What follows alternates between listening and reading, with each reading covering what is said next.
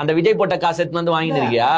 உன் குழந்தை உயிர் போச்சு, அந்த காசை வச்சு கும்மால இப்படியேப்பா. அந்த 20 லட்சம் வச்சு இந்த வீடு கீடு எதனா நீ கட்டறன்னு வச்சுக்கோ, ஊரை விட்டு போய் தான் ஆகணும். ஆமா ஆமா, ஊரை விட்டு காலி பண்ணி தான் ஆகணும். கரெக்டா சொல்லியிருக்காங்க நம்ம ரோஸ்ட் பிரதர்ஸுங்க. விஜய் அவர்கள் கொடுத்த காசை வச்சு நீங்க வீடு கட்டுறதா இருக்கட்டும் அல்லது உங்களோட தேவைகளை பூர்த்தி செய்யறதா இருக்கட்டும், எதையுமே செஞ்சிடாதீங்க. விஜய் அவர்களுக்கே திருப்பி அனுப்பி விட்டுட்டு பாதிக்கப்பட்ட மக்கள் எல்லாருமே ரோஸ்ட் பிரதர்ஸுங்க வீட்டுல போய் தங்கிருங்க.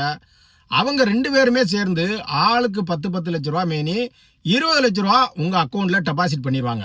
அதாவது கரூர்ல பாதிக்கப்பட்ட மக்களுக்கு விஜய் அவர்கள் கொடுத்த காசை வாங்கின இந்த மக்களை இழிவுபடுத்தி பேசுகின்ற இந்த 2 தடி முண்டங்களை என்ன பண்றது? எவ்வளவு காசு கொடுத்தாலும் அந்த உயிர்களுக்கு ஈடாகாது. போன உயிர் திரும்பி வரப்போறது இல்ல. ஆனா அந்த 20 லட்சங்கிறது நடுத்தர குடும்பமான பலருக்கு இது பெரிய காசு தான். வாய்ச்சவடால் பேசுற ரோஸ்ட் பிரதர்ஸ்ல என்ன பண்ணிருக்கணும்?